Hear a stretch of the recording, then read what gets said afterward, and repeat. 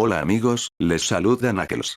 El día de hoy, regreso con la temática estrella del canal, los icebergs de fútbol. En esta ocasión, les traigo el iceberg del fútbol italiano. Este iceberg no es mío, sino que fue creado por Legend Randy, quien me lo compartió, y me pidió hacer un vídeo al respecto, hace mucho tiempo. Randy, si estás viendo esto, te pido disculpas por haber tardado tanto en hacer los vídeos. Sin más que agregar, empecemos, que esto se va a poner bueno.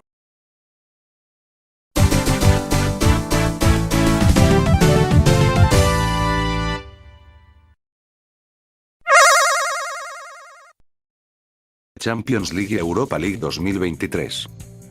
Este punto hace referencia al renacer que ha tenido el fútbol italiano en el plano europeo. En la Liga de Campeones, Italia fue el país que más clubes aportó en los cuartos de final y en las semifinales, contando con Inter, Milán y Napoli como representantes. Posteriormente Inter y Milán avanzaron a la penúltima instancia de la competición, llegando a la final el club Nerazzurri.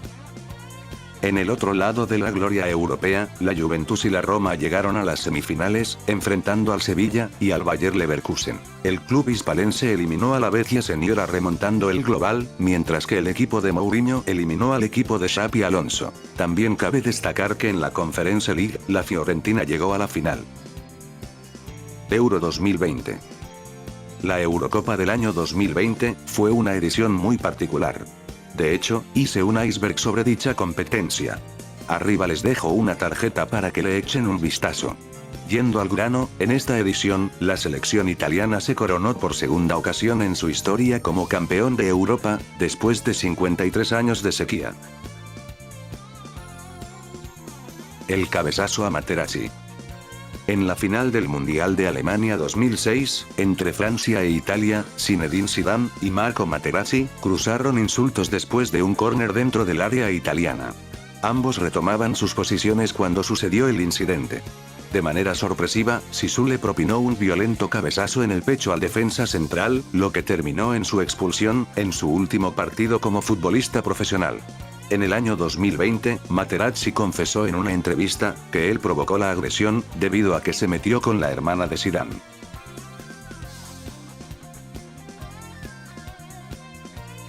Clubes que comparten estadio. Esto es algo relativamente común en Italia, debido a que diversos clubes pertenecen a la misma ciudad. El caso más famoso es el del Inter y el Milán, quienes comparten el mismo recinto, llamado Giuseppe Meazza para los Nerazzurris, y San Siro para los Rossoneris. El Estadio Olímpico de Roma, es el hogar de la AS Roma y la SS Lazio. El Hellas Verona, y el Chievo Verona, además de nombre, colores, y ciudad, también llegaron a compartir el mismo estadio. La Sampdoria, y el Genoa, comparten localía en el Luigi Ferraris. El caso de la Juventus y el Torino es un poco más enrevesado. La Juventus no tuvo un estadio propio hasta la fundación del Estadio Olímpico Grande Torino, en 1933. 30 años después, este estadio también se convirtió en la Casa del Torino. En el año 1990, ambos se mudaron al Estadio delle Alpi, donde jugaron hasta 2006, cuando regresaron de nuevo al Grande Torino.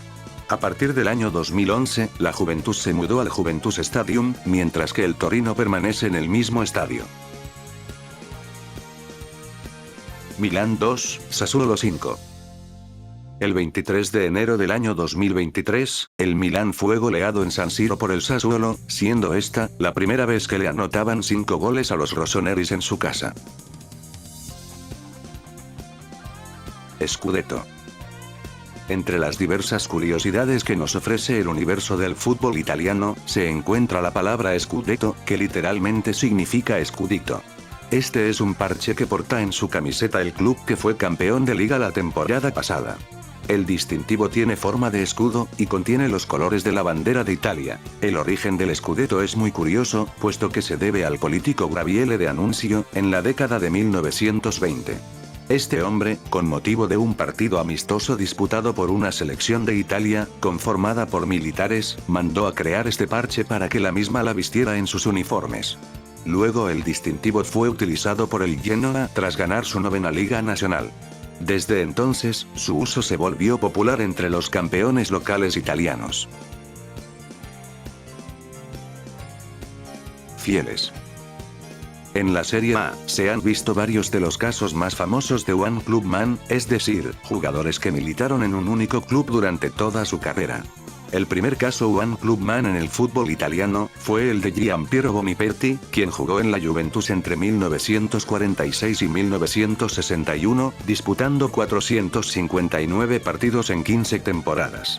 Los casos más recordados son los de Francesco Totti, legendario delantero y capitán de la Roma. Giacinto Facchetti, leyenda del Inter, y uno de los mejores laterales italianos que ha existido. Paolo Maldini y Franco Baresi, dos de los mejores jugadores de la historia del fútbol, y leyendas absolutas del Milán. Traidores. Así como hay jugadores reconocidos por su amor a un único club, también hay quienes son calificados como Judas por los aficionados. Tenemos los casos de Andrea Pirlo, Zlatan Ibrahimovic, Christian Vieri, Patrick Vieira, Roberto Baggio, Edgar Davids, y Leonardo Bonucci, quienes jugaron en el Inter, el Milán, y la Juventus. Mario Balotelli, quien jugó en el Inter y en el Milán. Pedro Rodríguez, quien jugó en la Roma y en la Lazio. Y Gonzalo Higuaín, quien pasó del Napoli a la Juventus, y jugó cedido por una temporada en el Milán.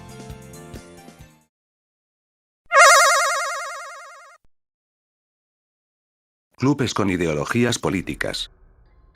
Este punto en realidad tratará sobre los grupos ultras, y no sobre los clubes en sí. En Europa, los aficionados más radicales suelen, casi siempre, tener y expresar una ideología política extremista, que vaya de acuerdo a sus valores. Iniciamos con el Hellas Verona, cuyo grupo ultra, la Curva Sud Verona, hace flagrante gala de su afiliación al nacionalsocialismo.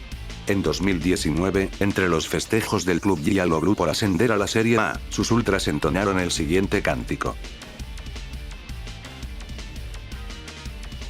Meses más tarde, protagonizaron un nuevo incidente, esta vez, en el partido Hellas Verona vs Brescia, donde gritaron insultos racistas contra Mario Balotelli, entre otras cosas. La Unione Sportiva Livorno, es un club fundado en 1915, y pertenece a la ciudad homónima, la cual, es un puerto y centro industrial de la región de Toscana. Históricamente, la ciudad de Livorno ha sido un bastión de la izquierda en el país de la bota, debido a que allí fue fundado el Partido Comunista de Italia, algo que se ve reflejado en el grupo ultra de este club. La Curva Nord del Livorno, es una de las aficiones que más gala hacen de su fanatismo político, debido a que, entre sus banderas y trapos, ondea la hoz y el martillo, y los rostros del Che Guevara y Joseph Stalin. Además, han llegado a homenajear al expresidente chileno Salvador Allende, al dictador cubano Fidel Castro, y al dictador venezolano Hugo Chávez. Se dice que los boysan del Inter, son cercanos al fascismo y al racismo, debido a que han protagonizado varios incidentes dentro del Giuseppe Meazza, que les han valido el cierre de un sector de su grada como sanción. Se dice que la Curva Sud Milano, del Milán, es cercana al comunismo y al progresismo, en oposición a los boysan del Inter, aunque esto no tendría mucho sentido, debido a que los ultras del Milán están enemistados con los del Livorno. Otro dato a tomar en cuenta, es que Silvio Berlusconi, ex dueño y expresidente del Milán por más de 30 años, fue en vida un político conservador. Como dato curioso, antes de la final de la Champions League 1989-1990, entre el Milán y el Steaua de Bucarest, Berlusconi afirmó: "He rezado para que pierdan los comunistas". Lazio y el fascismo. Asociado al tema anterior, la Lazio es el club más politizado de la Serie A, y no porque así lo quieran sus directivos o la masa social de la institución. La Società Sportiva Lazio fue fundada el 9 de enero del año 1900, en la ciudad de Roma. En 1927, Benito Mussolini quiso fundar un club romano, que fuera capaz de competir contra los poderosos clubes del norte de Italia, como el Milán y el Inter. Por ello, ordenó que todos los clubes con sede en Roma, se fusionaran en uno solo, dando como resultado el nacimiento de la AS Roma.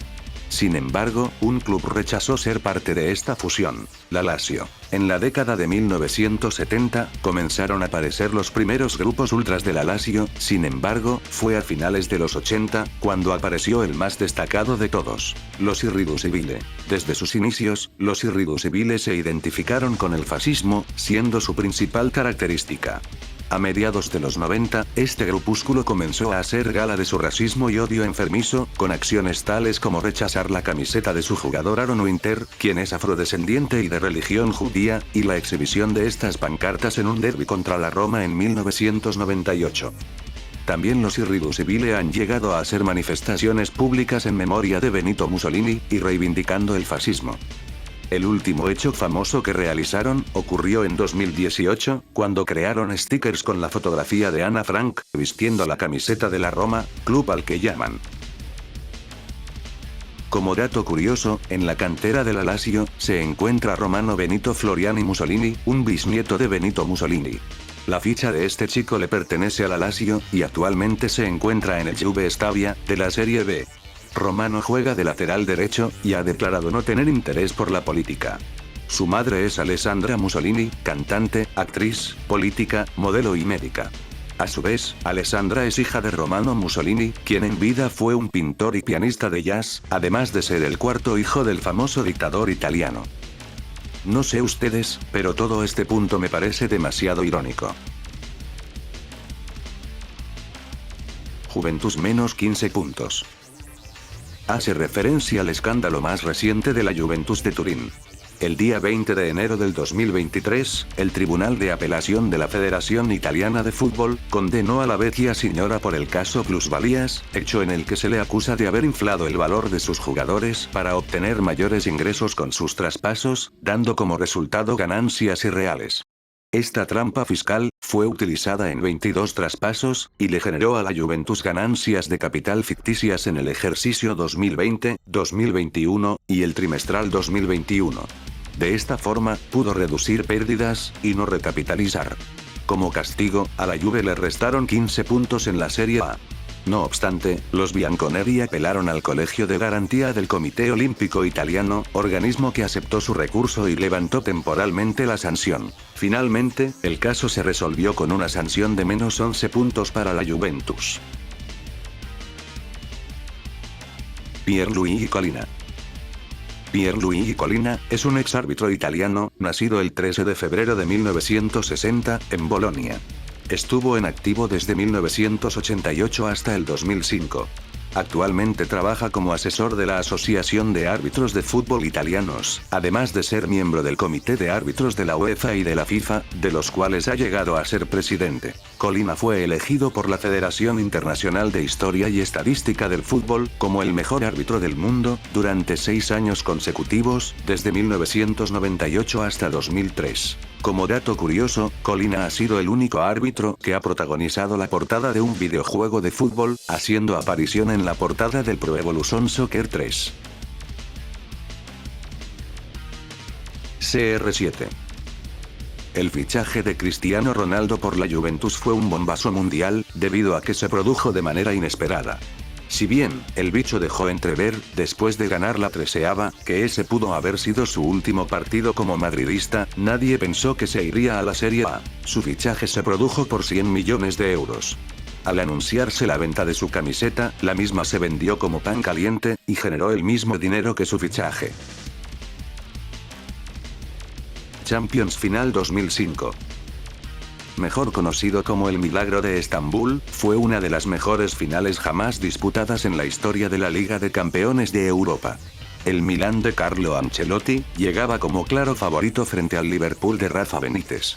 El partido se jugó en el Olímpico de Atatürk, en Estambul, capital de Turquía. En el primer tiempo, los rossoneri arrasaron con los Reds, al propinarle 3 goles. El primero, anotado por Paolo Maldini, apenas iniciado el cotejo. Al 39 marcó Hernán Crespo, quien repitió en el 44. Muchos dieron por liquidado el compromiso, ya que se necesitaría un milagro para remontar semejante marcador, ante uno de los mejores equipos de Europa de ese momento. Sin embargo, y contra todo pronóstico, los Reds obraron el milagro.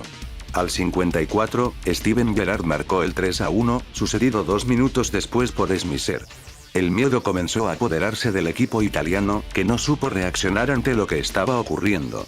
Al minuto 60, Xabi Alonso marcó el empate, desatando la locura en el Atatürk. El partido tuvo que definirse en penales, donde el Liverpool se coronó campeón, con un marcador de 2-3. Finales perdidas de la Juve. La Juventus es el club italiano con más finales europeas ha disputado, y a la vez, es el que más finales ha perdido. En total, ha disputado 13 finales, entre Champions League y Europa League.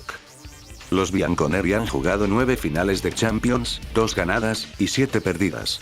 Lo que lo convierte en el equipo con más finales perdidas de esta competición. 4 finales de Europa League, 3 ganadas, y 1 perdida, lo que da un total de 5 victorias y 8 derrotas en 13 finales europeas. Escudo censurado de la Roma.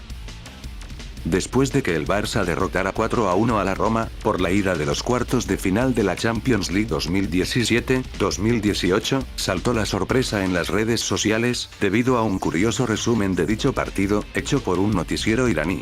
Resultó que la cadena de televisión de este país musulmán, había censurado, con efecto de difuminación, las tetillas de la loba que aparecen en el escudo de la Roma. Recordemos que el escudo del club capitalino está basado en la leyenda de Rómulo y Remo, los gemelos que fundaron la ciudad antes mencionada, y que de niños fueron amamantados por una loba.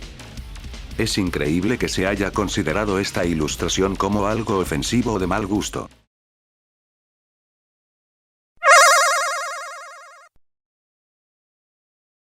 Descensos de Milán y Juventus. El primer descenso del Milán a la Serie B ocurrió en la temporada 1979-1980, tras destaparse un escándalo de amaño de partidos, conocido como el Totonero. Dicho escándalo fue orquestado por Massimo Cruciani, empresario dedicado a la distribución de fruta. Cruciani contactó con diversos futbolistas y directivos de la Serie A, para arreglar resultados durante toda la temporada 1979-1980. En el mes de marzo de 1980, Cruciani decidió revelar ante la justicia italiana la trama de corrupción, disgustado por no haber obtenido las ganancias que había previsto. Fue así que, tras la correspondiente investigación, la policía procedió a arrestar a decenas de sospechosos. Entre los implicados estuvo Felice Colombo, presidente del Milán, y Enrico Albertosi, arquero del equipo rossonero. Colombo fue inhabilitado de por vida de cualquier cargo relacionado al fútbol, y Albertosi fue suspendido por 4 años del fútbol profesional. La Lazio y el Milán fueron culpados por ser los principales clubes beneficiados por este escándalo, y fueron enviados a la segunda división.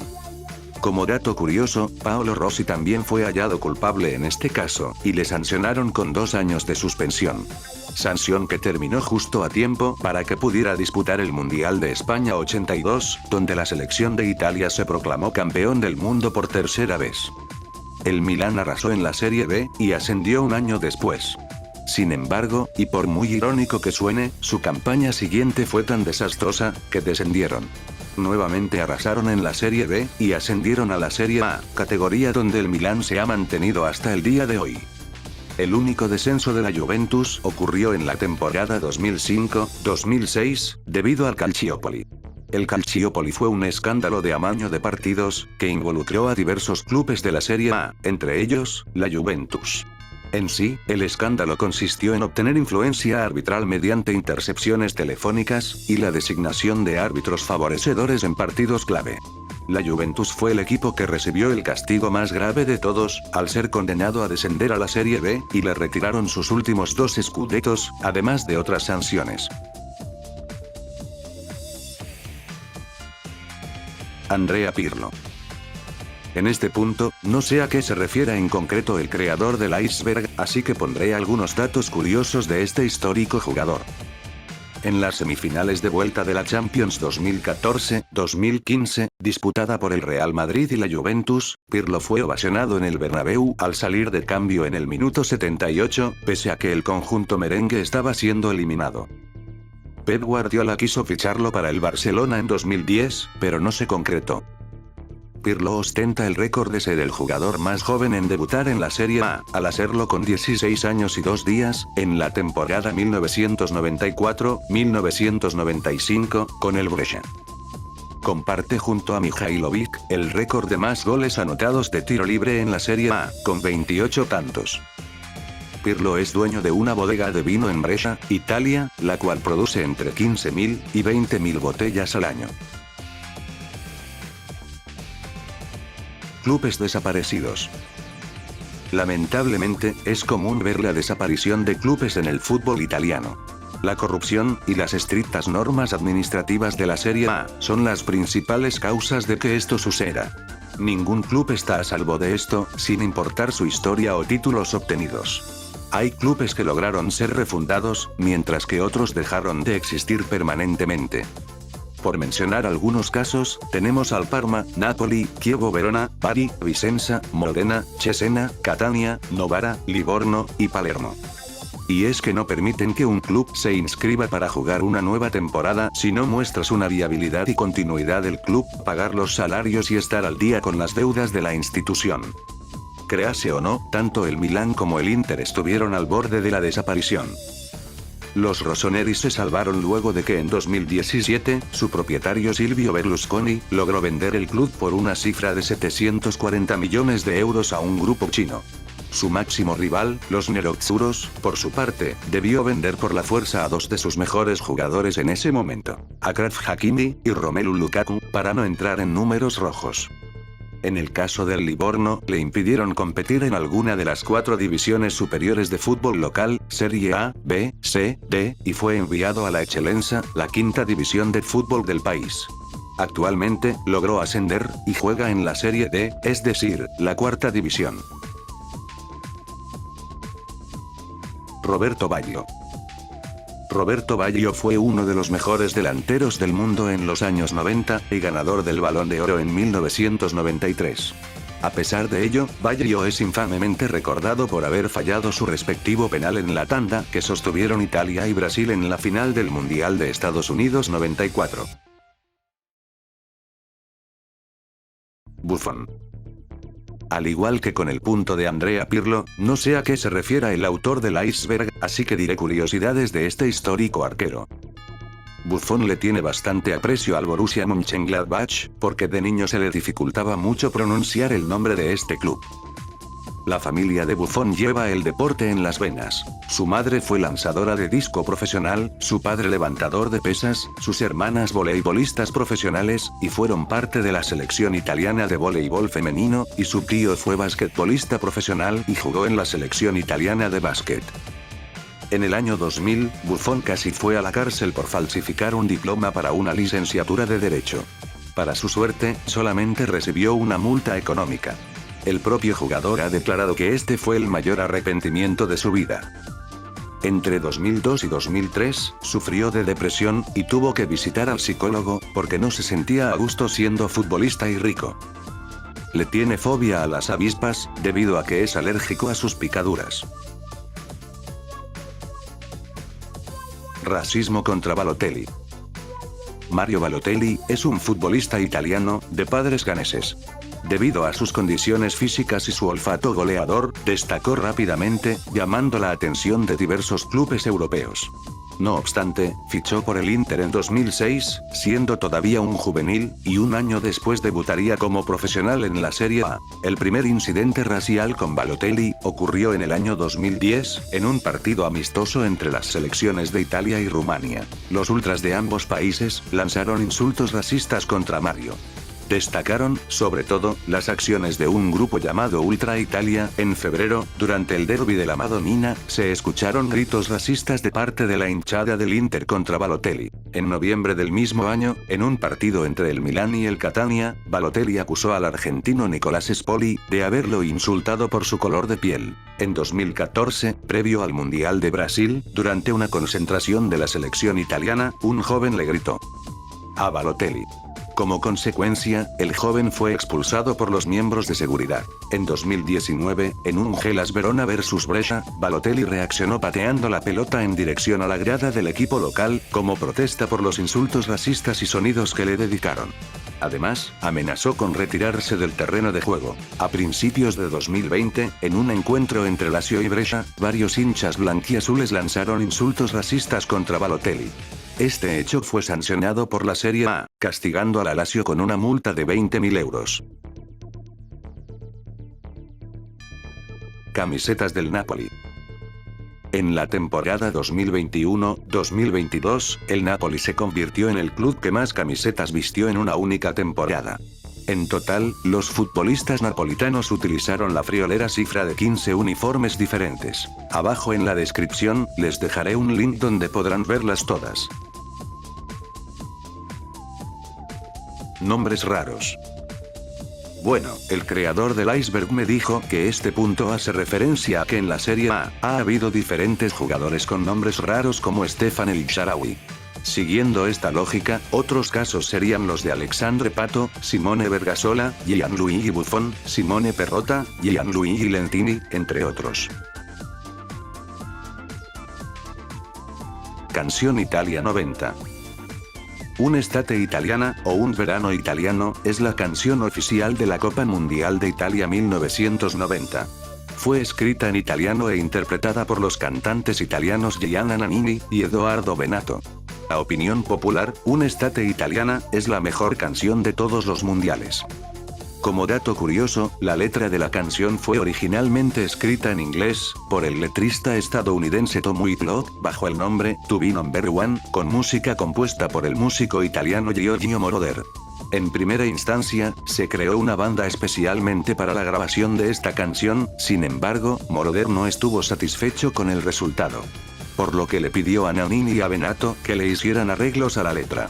Los cantantes italianos terminaron realizando una reinterpretación totalmente diferente a la original. El resto es historia.